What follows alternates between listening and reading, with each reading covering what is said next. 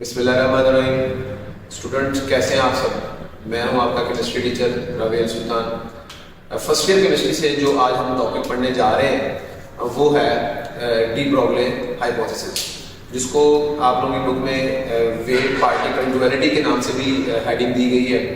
तो ये बड़ा इंटरेस्टिंग टॉपिक है। हम इसको जो है वो एक स्टोरी की तरह समझेंगे। आई होप कि ये बड़ा आप लोगों के लिए एक इंटरेस्टिंग टॉपिक होने जा रहा है। क्यों इंटरेस्टिंग होने जा रहा है? क्योंकि आज मैंने आपको एक बात बतानी है और आप लोगों ने हैरान हो जाना। कभी मतलब अगर मैं आपको ये कहूँ कि ये जो एक क्रिकेट बॉल है, जब ये बॉलर के हाथ से छूटती है और ये विकेट तक जाते जाते, ये असल में आप लोगों को नजर तो आ रही है कि सीधी लाइन में जा रही है, हालांकि ऐसा नहीं है। ये बेसिकली अगर मैं आपको कहूँ कि ये बेसिकली क्रिकेट बॉल जो है वो यूं वेव की तरह जा रही है, तो आप लोग कहेंगे कि सारे झूठ बोल रहे हैं। हालांकि आज हमने इसी बात को प्रूव करना है। आज इस बात को प्रूव करना है कि एक इंसान, जैसे मैं अगर इधर से उधर जाने की कोशिश करूं तो मैं आपको लगेगा जैसे मैं लीनियर मोशन परफॉर्म कर रहा हूं, हालांकि ऐसा नहीं है। मैं भी जो है वो जब चलता हूं तो इस तरह एक वेव लाइक बिहेवियर शो होता है। ठीक है, तो ये बड़ी इंटरेस्टिंग चीज है। अभी तो आपको ये बात मजाक लग रही है, लेकिन इस लेक्चर के एंड में आप लोग ही होंगे जो मुझे इस तरह वेव नेचर को लेकर वेवलेंथ कैलकुलेट करके बताएंगे। तो डी ब्रोगली हाइपोथेसिस जो है बेसिकली इसमें ये इसको पढ़ने से पहले ना ये जानना जरूरी है कि आइंस्टाइन और मैक्स प्लांक ये तो बहुत बड़े साइंटिस्ट रहे हैं, ठीक है, फिजिक्स की फील्ड में। तो इन्होंने एक चीज साबित कर दी थी। इन्होंने क्या साबित किया था कि जो लाइट है ना, ये बतौर वेव भी बिहेव करती है। ये बात तो आप मैट्रिक में पढ़कर भी पढ़कर आए हैं, और ये तो बात तो एक जिसे कहते हैं कि तयशुदा बात है। आप सबने बारहा दफा पढ़ी हुई है बात कि लाइट जो है वो एक इलेक्ट्रोमैग्नेटिक वेव है। तो लाइट एक वेव है और वो एक पार्टिकल भी है। ये बात जो है आइंस्टाइन और प्लांक इन दोनों ने साबित कर दी हुई थी कि लाइट बतौर वेव भी बिहेव करती है और बतौर पार्टिकल भी। पार्टिकल से मुराद क्या है? देखिए ना, मेरे हाथ में एक पत्थर हो, मैं उस पत्थर को उठा के दूर फेंकूं तो ये एक पार्टिकल है, ठीक है, जो कि जब मेरे हाथ से निकलेगा और जब जाकर गिरेगा तो वो उसकी लीनियर मोशन होगी, ठीक है। या जैसे सड़क पे चलती हुई गाड़ी है तो वो लीनियर मोशन परफॉर्म कर रही है, तो वो एक पार्टिकल है। यानी मैटर पार्टिकल की जरा आपको समझ में अंडरस्टैंडिंग का होना बहुत जरूरी है कि पार्टिकल क्या होता है। तो जब इन दोनों साइंटिस्ट ने ये प्रूव कर दिया कि लाइट जो है वो पार्टिकल के तौर पर भी बिहेव कर सकती है और वेव के तौर पर भी बिहेव कर सकती है, तो ये उसी दौर की बात है। ये उसी दौर की बात है 1924 की, कि जब एक पीएचडी का स्टूडेंट लुइस डी ब्रोगली अपने पीएचडी के थीसिस में एक लाइन लिख देता है। क्या लिखता है वो लिखता है कि all matter particles behave like wave. जरा कहानी को समझें। इन दोनों साइंटिस्ट ने कहा था कि लाइट जो है वो पार्टिकल के तौर पर बिहेव कर सकती है। डी ब्रोगली ने क्या कहा कि जो मैटर पार्टिकल वो बतौर वेव बिहेव कर सकते हैं। यानी कि इसने बात उलट कर दी। आइंस्टाइन और प्लांक ये बात कर रहे थे कि जो लाइट है, जिसको हम आज तक इलेक्ट्रोमैग्नेटिक वेव समझते आए, वो वेव के तौर पर तो बिहेव करती है, लेकिन वो बतौर पार्टिकल भी बिहेव कर सकती है, ठीक है। डी ब्रोगली ने ये कहा कि जितने भी मैटर पार्टिकल हैं वो बतौर वेव बिहेव कर सकते हैं। यानी हर मैटर पार्टिकल के साथ एक वेव जुड़ी हुई होती है। जैसे मैं कह रहा हूं कि मैं अगर इधर से इधर ट्रैवल कर रहा हूं तो मेरे साथ एक वेव एसोसिएटेड है। अगर एक क्रिकेट बॉल जो है वो ट्रैवल कर रही है तो उस क्रिकेट बॉल के साथ एक वेव जुड़ी हुई है। यानी मैटर पार्टिकल जो है वो बतौर वेव बिहेव कर सकते हैं। ये बात डी ब्रोगली ने अपने पीएचडी के थीसिस में लिख दी। अब आपको पता है कि ये बड़ा एक बोल्ड स्टेटमेंट था, एक बड़ा एक जिसे कहते हैं कि दलेरी वाला काम था जो उसने किया। तो जब उसके डिफेंस में, पीएचडी के डिफेंस में जो उसके छात्रगण थे, उन्होंने उससे पूछा कि भाई आप इस बात को साबित करें। तो उसने जो भी उसके ज़हन में जो भी उसने सोच कर ये स्टेटमेंट लिखी थी, वो लोग को अपने छात्रगण को ये बात बताई। तो अब उसके छात्रगण जो थे वो इसके जवाब लेने के बाद खुद कंफ्यूज हो गए। उन्होंने फिर इसकी ये जो स्टेटमेंट है, ये जो थीसिस है, वो उस दौर के सबसे बड़े मायानाज साइंसदान आइंस्टाइन को भेजा कि आप चेक करें कि ये जो बच्चे ने बात की कि क्या ये ठीक है। आइंस्टाइन ने ये कहा कि अगर ये बात ठीक नहीं है ना तो फिर गलत भी नहीं है, इसको आप डिग्री दे दें, अप्रूव कर दें, हो सकता है आने वाले चंद एक सालों में कोई नया साइंटिस्ट आए और वो इस स्टेटमेंट को प्रूव कर दे, जो कि एक्चुअल में बाद में हुआ भी ऐसे ही, और 3 साल बाद ही ऐसा हो गया। 2 भाई थे डेविस एंड जर्मर, उन्होंने इसकी इस स्टेटमेंट को प्रूव कर दिया एक्सपेरिमेंट के थ्रू, और डी ब्रोगली की जो बात थी वो फिर 1927 के बाद हाइपोथेसिस नहीं रही। लेकिन जब तक एक चीज एक्सपेरिमेंटली वेरीफाई नहीं हो जाती वो मफरूजा होता है, फर्ज की गई बात होती है, और मफरूजे को हम इंग्लिश में कहते हैं हाइपोथेसिस। दैट्स व्हाई आपके टॉपिक में मैंने लिखा हुआ है डी ब्रोगली हाइपोथेसिस, आपकी बुक ने भी इसको ऐसे लिखा है डी ब्रोगली हाइपोथेसिस। अब डी ब्रोगली ने, अब अगर इस बात को सच मान लिया जाए कि कोई भी मैटर पार्टिकल जो है वो बतौर वेव बिहेव कर सकता है, तो देन इट मींस कि जितने भी इलेक्ट्रॉन है मैटर पार्टिकल है, ठीक है, वो वेव की तरह बिहेव करेगा। इलेक्ट्रॉन हो गया, प्रोटॉन हो गया, न्यूट्रॉन हो गया, या एटम्स हो गए, या मॉलिक्यूल्स हो गए, सारे के सारे वेव नेचर भी अपने साथ रखते हैं, यानी बतौर वेव भी बिहेव कर सकते हैं और बतौर पार्टिकल वो पहले से बिहेव कर ही रहे थे। यानी इन तमाम पार्टिकल्स की नेचर जो है वो क्या है, वो पार्टिकल नेचर। ये बात तो पहले से पता थी। नई बात डी ब्रोगली हाइपोथेसिस के बाद हमें क्या पता चली कि ये सारे पार्टिकल जो है वो ये वाले सारे electron, proton, neutron, atom, molecule, ये पार्टिकल नेचर तो रखते हैं, ये साथ अपने वेव नेचर भी रखते हैं। तो अच्छा, अब डी ब्रोगली ने सिर्फ ये स्टेटमेंट ही दी, उसने हमें एक रिलेशन भी दिया। उसने कहा कि अगर मैं ये कह रहा हूं कि एक मैटर पार्टिकल बतौर वेव बिहेव कर सकता है, तो उस वेव की वेवलेंथ कैलकुलेट करने के लिए उसने रिलेशन भी दिया। वो कैसे दिया उसने रिलेशन? उसने आइंस्टाइन की दी हुई इक्वेशन E = mc² को यूज किया, उसने प्लांक्स की दी हुई इक्वेशन E = hv को यूज किया। अब आप देखिए, इसको आप बोले क्वेश्चन नंबर 1, इसको बोले क्वेश्चन नंबर 2, ठीक है। बाय कंपेयरिंग 1 and 2 कंपेयर कर ले। आपको पता है जब मैथमेटिकली हम दो इक्वेशंस को कंपेयर करते हैं तो जब दोनों की एक साइड बराबर है तो दूसरी साइड को दूसरे के बराबर रख सकते हैं, तो हमने mc² को hv के बराबर रख लिया। अब यहाँ पे आप जानते हैं कि जो फ्रीक्वेंसी है v, ये किसके बराबर होती है? c/λ के। तो यहाँ पर इस v की जगह पे ये c/λ मैंने लिख दिया। अब आप यहाँ पे देखें कि ये जो यहाँ पे v की वैल्यू पुट करने के बाद ये जो स्क्वायर है ये इस e के साथ कट जाएगा, पीछे क्या बच गया? mc = h/λ। तो ये मैंने लिख दिया mc = h/λ। अच्छा, अब इसमें लैम्डा को मैं उधर ले जाऊंगा और उधर से mc उठा के इधर ले जाऊंगा, इस तरफ ले आऊंगा। लैम्डा को मैं उधर क्यों लेके गया? क्योंकि टारगेट ध्यान में रखें कि हमने वेवलेंथ मालूम करनी है। किसकी वेवलेंथ? किसी भी मैटर पार्टिकल की। उस क्रिकेट बॉल की जिसकी मैंने एग्जांपल दी थी, ठीक है। मैं अगर मूव कर रहा हूं, एक ह्यूमन, एक इंसान अगर मूव कर रहा है, उसके साथ जो वेव जुड़ी हुई है उसकी वेवलेंथ मालूम करनी है, तो हमने इस रिलेशन को किस वेरिएबल के लिए सेट करना है? वेवलेंथ के लिए। तो ये लैम्डा उधर चला गया और mc इधर आ गया, ठीक है। ये लैम्डा उधर चला गया, mc इधर नीचे आ गया। अब इसमें आप लोगों ने फिजिक्स में एक रिलेशन पढ़ा होगा कि P = mv, where P is known as momentum and this V is known as velocity and this m is known as mass। तो स्टूडेंट जैसे आप देख रहे हैं कि यहाँ पे mc जो है वो इधर चला गया ओवर के नीचे और लैम्डा जो है वो इस तरफ आ गया। तो अब फिजिक्स में आप लोगों ने रिलेशन पढ़ा है P = mv, where P is known as momentum, V is known as velocity, m is known as mass। ये मास और वेलोसिटी का जो प्रोडक्ट होता है, हाफ से ज़रूर होता है, वो किसके बराबर होता है? मोमेंटम के। तो जरा गौर करें स्टूडेंट, यहाँ पर भी ओवर के नीचे मास और वेलोसिटी का ही प्रोडक्ट लिया गया है। सिर्फ फर्क क्या है कि ये वेलोसिटी किसकी, c जो है वो किसकी वेलोसिटी को रिप्रेजेंट करता है? स्पीड ऑफ लाइट को। तो स्पीड ऑफ लाइट मीटर पर सेकंड यानी वेलोसिटी, बेसिकली वेलोसिटी ही है। तो देन इट मींस कि हम इस mc को मास और वेलोसिटी का प्रोडक्ट कंसीडर करते हुए इस mc की जगह पे क्या लिख सकते हैं? मोमेंटम यानी p। तो ये मेरे पास फाइनल इक्वेशन जो है वो टेबल हुआ है h λ = h/p।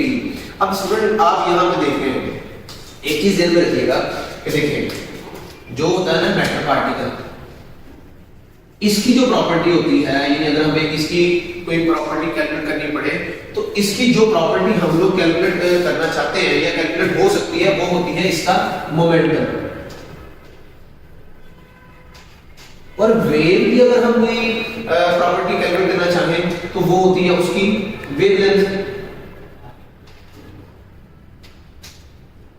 अब जैसा कि ये तमाम पार्टिकल जो थे, ये मैटर पार्टिकल, ये पार्टिकल नेचर रखते हैं, ये बात तो हम पढ़ते हुए आ रहे हैं। डी ब्रोगली के इस स्टेटमेंट के बाद हमने जो नई चीज इन पार्टिकल के बारे में बताई वो ये थी कि ये सारे पार्टिकल जो हैं वो पार्टिकल नेचर तो रखते हैं, यानी इनका मोमेंटम कैलकुलेट किया जा सकता है। लेकिन चूंकि अब हमने डी ब्रोगली के स्टेटमेंट के बाद इन तमाम पार्टिकल्स को वेव नेचर भी इनके साथ एसोसिएट कर दी है, इसका मतलब ये है कि इन सब की वेवलेंथ भी कैलकुलेट की जा सकती है, ठीक है। तो इसका मतलब ये है कि आपके पास जो रिलेशन हासिल हुआ है इसमें अगर आप गौर करें कि ये रिलेशन भी बेसिकली आपको वही चीज बता रहा है कि वेवलेंथ और मोमेंटम ये इनका आपस में रिलेशन एक दूसरे के इनवर्सली प्रोपोर्शनल है, ठीक है। अब एग्जांपल नंबर 1 जो आपके टेक्स्ट बुक में इस टॉपिक के हवाले से दी गई है वो क्या है कि हमने एक पार्टिकल कंसीडर कर लिया। कौन सा पार्टिकल? इलेक्ट्रॉन। इलेक्ट्रॉन का मास कितना होता है स्टूडेंट्स? आपको पता है 9.1 + 10 - 31 किलोग्राम ये इलेक्ट्रॉन का मास होता है। तो अब इस पार्टिकल ये क्या है? ये पार्टिकल है। अब इसके बारे में एक नई चीज डिस्कवर हुई है कि भाई ये बतौर वेव भी काम करता है। तो अब हम इलेक्ट्रॉन की अगर ये वेव की तरह काम कर सकता है तो इसकी वेवलेंथ कैलकुलेट करने लगे हैं। हम देखते हैं कि क्या इस रिलेशन के जरिए हमारे पास वेवलेंथ आएगी इलेक्ट्रॉन की, तो वो कितनी आती है। तो इस मकसद के लिए हमें दायरा वेलोसिटी चाहिए। मोमेंटम का फार्मूला हम यहां पे पुट करेंगे h/mv। तो ये रिलेशन लिया हमने लैम्डा h/mv। इसमें हमें इलेक्ट्रॉन का मास भी अवेलेबल है। h जो है वो कांस्टेंट है, इसकी वैल्यू आपको पता है कैलकुलेटर के अंदर सेव होती है और इसी कांस्टेंट इसकी वैल्यू आपको याद करनी पड़ेगी। वेलोसिटी जो है वो आपको ये बुक में दी गई है। अगर ये टॉपिक लॉन्ग में आए तो ये आपको वैल्यू एज इट इज खुद ब खुद याद करनी पड़ेगी। दो एग्जांपल हैं, दोनों एग्जांपलों में दो वैल्यूज ऐसी हैं जो आपको इस टॉपिक को लॉन्ग क्वेश्चन में लिखने के लिए याद करनी पड़ेगी। बाकी ये टॉपिक ज्यादातर तो शॉर्ट में देखा गया है, लेकिन ये एग्जांपल्स शॉर्ट ये सिर्फ ये एग्जांपल भी शॉर्ट में आ सकती है, ये डेफिनेशन शॉर्ट में आ सकती है, इसकी स्टेटमेंट शॉर्ट में आ सकती है और कुल मिला के ये लॉन्ग में भी आ सकता है। अगर लॉन्ग में है तो आपको ये वैल्यू खुद ब खुद याद करनी पड़ेगी कि इलेक्ट्रॉन की वेलोसिटी कितनी होती है। मास तो आपने कैलकुलेट किया है, वो तो पता है कितना होता है। h की वैल्यू हमारे पास है तो इस रिलेशन में h की वैल्यू पुट कर दी, इलेक्ट्रॉन का मास पुट कर दिया, वेलोसिटी v जो है वो पुट कर दी, ठीक है। तो जो आंसर आएगा हमारे पास वो क्या आएगा? 0.33 × 10⁻⁹ मीटर। 10⁻⁹ को क्या लिख सकते हैं? नैनोमीटर। तो मैंने लिखा 0.33 नैनोमीटर। अच्छा, अब अगर आप इस वेवलेंथ को इस पे फोकस करें ना तो ये जो वैल्यू है आपके पास वेवलेंथ की आई है ये है × 10⁻⁹ तो ये कोई बहुत छोटी वेवलेंथ नहीं है।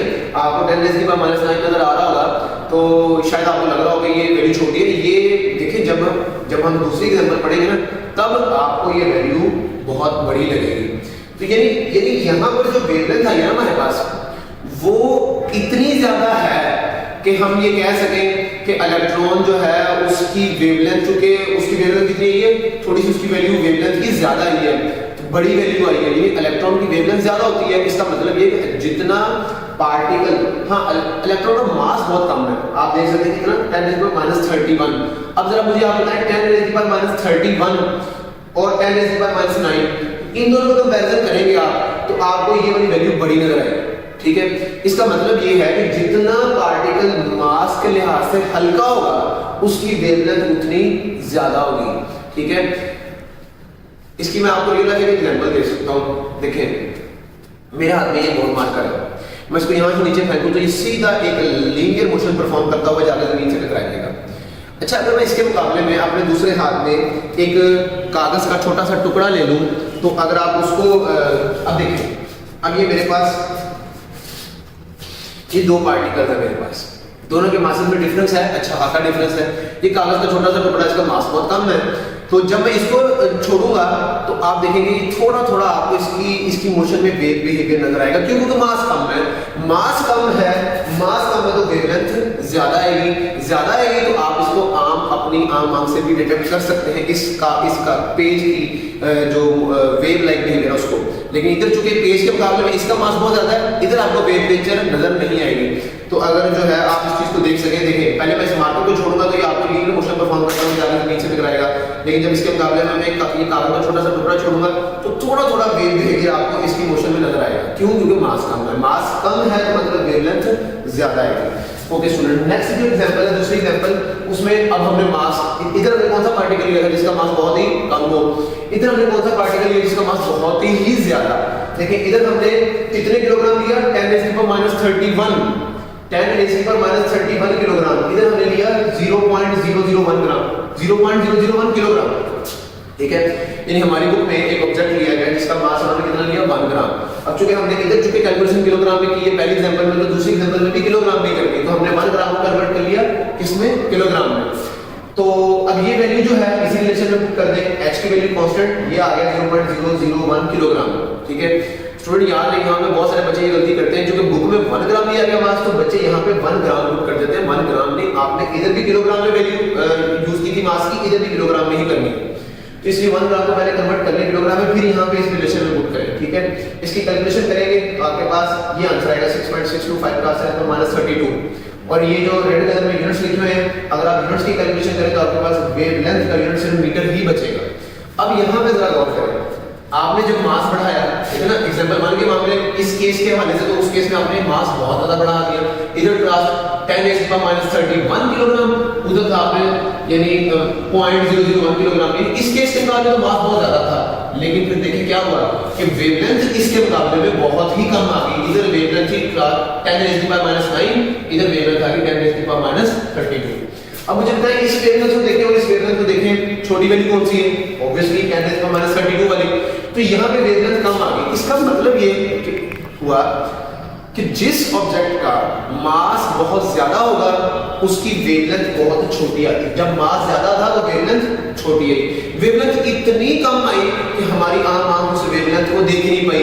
मार्कर जब नीचे गिरा था तो क्या आपको इसका वेवलेंथ बिहेवियर नजर आया था? नहीं।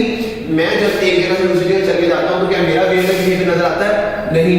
क्रिकेट बॉल जो है वो जब ट्रैवल करती है तो उसका वेवलेंथ बिहेवियर नजर आता है? नहीं। इन तीनों सवालों का जवाब एक ही है, क्योंकि ये तीनों जो पार्टिकल्स हैं उनका मास बहुत ज्यादा है। इलेक्ट्रॉन का वेव जो है वो आपको वेव बिहेवियर इसलिए नजर आ जाता है क्योंकि इलेक्ट्रॉन का अपना मास बहुत कम है। तो ये है डी ब्रोगली हाइपोथेसिस की 2 एग्जांपल के साथ। अब यहां से कंक्लूजन क्या निकलती है? वही कि जो मैंने आपको बताया कि heavier bodies also have wavelength. अब हमारे टेक्स्ट बुक में ना बताया गया कि ये जो 10⁻32 मीटर है, ये इतनी कम वेवलेंथ है कि इसको तो हम डिटेक्ट ही नहीं कर सकते। कोई इंस्ट्रूमेंट इस वेवलेंथ को कैलकुलेट ही नहीं कर सकता, ठीक है, इतनी कम वेवलेंथ है। यानी मैं एक इंसान हूं, मैं जब चलता हूं तो मेरे साथ जो वेव जुड़ी हुई है, मेरा मास ज्यादा होने की वजह से वो वेवलेंथ इतनी, उस वेव की वेवलेंथ इतनी कम है कि उसको हम डिटेक्ट ही नहीं कर सकते।